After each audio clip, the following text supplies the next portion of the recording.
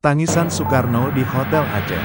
Dulu, pada tanggal 16 Juni tahun 1948, proklamator kemerdekaan Indonesia sekaligus Presiden Republik Indonesia yang pertama, Insinyur Soekarno, pernah menangis di Hotel Aceh, Banda Aceh. Hotel itu berada di sayap kanan Masjid Raya Baitur Rahman, lokasinya tepat berada di pusat kota. Lokasi Hotel Aceh itu memunggungi Taman Sari atau pernah dikenal sebagai Vredespark, Taman Gairah atau belakangan dilakap sebagai Taman Bustanus Salatin. Kini, Hotel Aceh itu hanya menyisakan tapak anak tangga dengan beberapa tiang pancang yang diberi warna-warni untuk memperindah kota. Heri Kawilarang dalam bukunya, Aceh dari Sultan Iskandar Muda ke Helsinki, mencatat, tangisan Soekarno pada tanggal 16 Juni tahun 1948 silam dipicu oleh permintaan para tokoh Aceh untuk membuat sepucuk surat yang ditandatangani. Dalam surat itu, Daud Breh mewakili rakyat Aceh, meminta Soekarno berjanji agar Aceh mendapat hak untuk menyusun rumah tangga sendiri sesuai syariat Islam. Kedatangan Soekarno ke Aceh masa itu sebenarnya dalam rangka mencari donasi membeli pesawat terbang untuk kegiatan kenegaraan dan mencari dukungan dari luar negeri. Lagi pula, pada saat itu, Republik Indonesia yang baru seumur jagung masih dibayang-bayangi agresi militer Belanda. Soekarno yang mendapat permintaan untuk membuat surat perjanjian itu serta-merta menangis. Dia pun bersumpah atas nama Allah di depan Daud Breh untuk memberikan hak-hak rakyat Aceh dan menyusun rumah tangga sesuai syariat Islam. Soekarno juga mempertanyakan keraguan Daud Breh terhadap janjinya tersebut. Walah, bila, kepada rakyat Aceh nanti akan diberi hak untuk menyusun rumah tangganya sendiri sesuai dengan syariat Islam. Dan walah, saya akan mempergunakan pengaruh saya agar rakyat Aceh benar-benar nanti dapat melaksanakan syariat Islam di daerahnya. Nah, apakah kakak masih ragu-ragu juga? Tanya Soekarno sembari menangis. Alhasil, hati Daud Breh dan para tokoh Aceh yang menghadiri pertemuan tersebut luluh.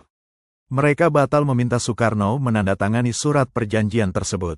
Meski demikian, para tokoh, saudagar, dan rakyat Aceh bersama-sama mengumpulkan harta kekayaan mereka untuk mendukung perjuangan mempertahankan kemerdekaan Indonesia. Rakyat Aceh merogoh saku dan mencopot perhiasan yang ada di tubuh mereka. Begitu tingginya semangat untuk berkorban, hingga konon antrian para donatur, baik orang kaya maupun rakyat biasa, di beberapa masjid dan pusat pemerintahan kota raja, sekarang Banda Aceh, panjangnya sampai ratusan meter. Beberapa jam kemudian terkumpullah dana sebesar 120.000 Straits Dollar ditambah 20 kg emas. Dengan modal tersebut, Indonesia berhasil membeli RI-001 Selawah, Gunung Emas, pesawat kepresidenan pertama dalam sejarah Indonesia. Selain kapal udara RI-001 Selawah, Aceh juga menyumbangkan kapal laut dengan kode PPB-58LB. Kapal ini memberikan kontribusi yang sangat besar. Dulu ia dikemudikan oleh seorang kapten bernama John Lai. Di tangannya, kapal ini digunakan untuk mendistribusikan senjata-senjata yang akan digunakan sebagai kebutuhan perang. Kapal tersebut juga dipergunakan untuk menyelundup logistik perang dan segala hal lain yang diperlukan untuk mempertahankan kemerdekaan Indonesia.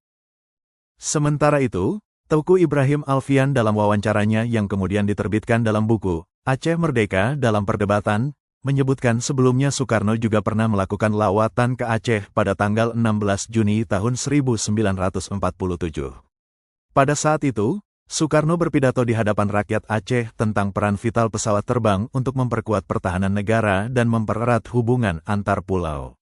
Ide Soekarno tersebut belakangan disanggupi oleh Gabungan Saudagar Aceh, Gasida, yang menyumbangkan uang untuk membeli 2 pesawat jenis Dakota. Berdasarkan catatan M. Nur L. Ibrahimi dalam buku Peranan Tengku Daud Breh dalam Pergolakan Aceh, menyebutkan Ketua Gasida, Muhammad Junet Yusuf bersama beberapa anggota panitia dana Dakota berangkat ke Singapura pada tanggal 1 Agustus tahun 1948. Mereka berangkat dengan membawa uang sebanyak 130.000 dolar Amerika Serikat dan emas seberat 5 kg.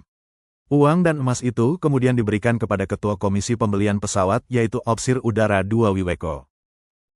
Hotel Aceh yang menjadi saksi bisu tempat Soekarno menangis tersebut beroperasi hingga tahun 1997. Pada April tahun 2001, hotel yang berusia 100 tahun tersebut terbakar.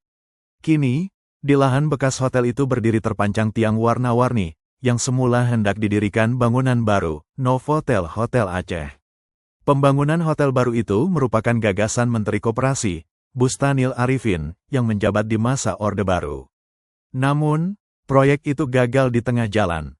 Krisis moneter yang melanda Indonesia pada 1998 menghentikan pembangunan. Setelah tsunami melanda Aceh, tiang-tiang panjang pembangunan tersebut dikelir beragam warna. Awalnya sempat tercetus ide untuk kembali membangun hotel berbintang di lahan tersebut. Namun, ide itu sempat ditentang warga Aceh yang tidak menginginkan sarana hiburan beroperasi dekat Masjid Raya Baitur Rahman.